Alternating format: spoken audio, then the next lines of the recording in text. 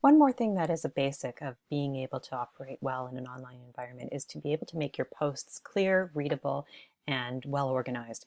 And so I'm going to show you a few tips and tricks when you're posting, and hopefully you will use these in order to make the best of your contributions to discussions and to other activities.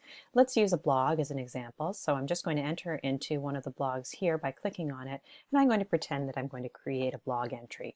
So in my previous screencast, I mentioned that it's important to pay attention to all of these little headings, the little arrows with instructions or places where things can get hidden or revealed. And so it is important to remember that if you're not seeing exactly the same view as I have here on my screen, that you play around with these arrows to make sure that you can see everything that you need to see.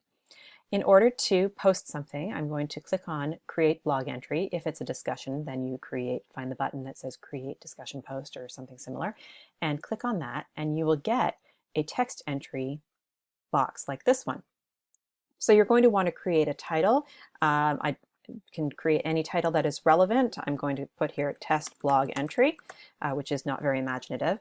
And then I might put in something like This is Test.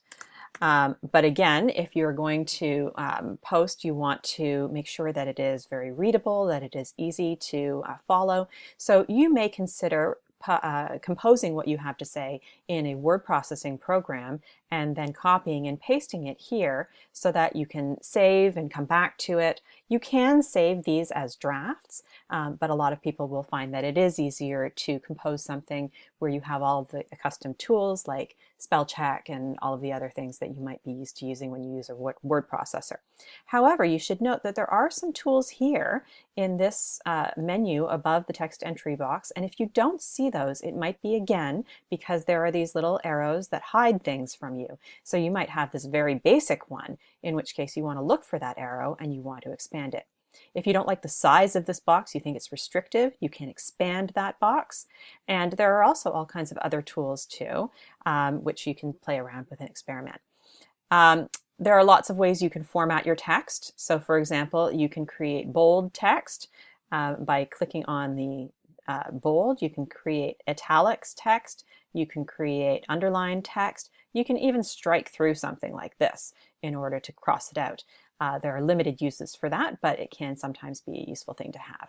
And so you have lots of ways to make your text stand out in different ways. You can also change the size of your text. You can make it bigger.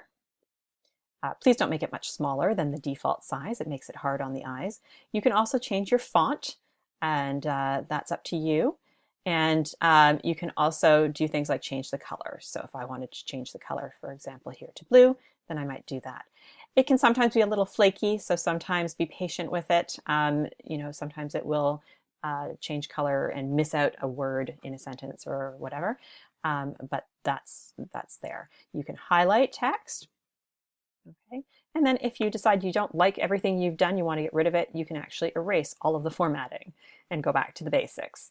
There are lots of other tools that you can use. One that I will ask that you use is the link tool. So if you're using an article or a website somewhere off of Blackboard and you want us to go see it, please use a hyperlink that is linked to the text. So this is very different from simply pasting a hyperlink in, like this one, which is difficult to we can't just copy that. We'd have to copy paste it and then plug it into a new window, or we would have to type it in if it was short. The best way to do this is to highlight the text that you want to link, click on the link button, and then plug your link in here. And then I ask that you select Open in a new window, which makes it possible for the people to keep the page open that they were reading while viewing the other item in another window or another tab. And then that's all you need to do really is just insert that. And then when I click on that, once it's done, it will take me to that new website.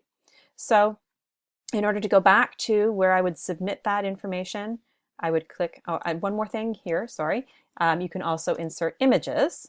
And you can do all kinds of things to those as well. So if you have a URL, or you can browse something from your computer, and then you might want to adjust the size depending on how big it is, and you can put it in line.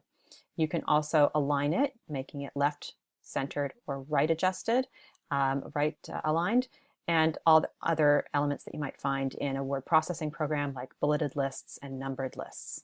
And then to go back to submit it, you would simply click back down to regular size.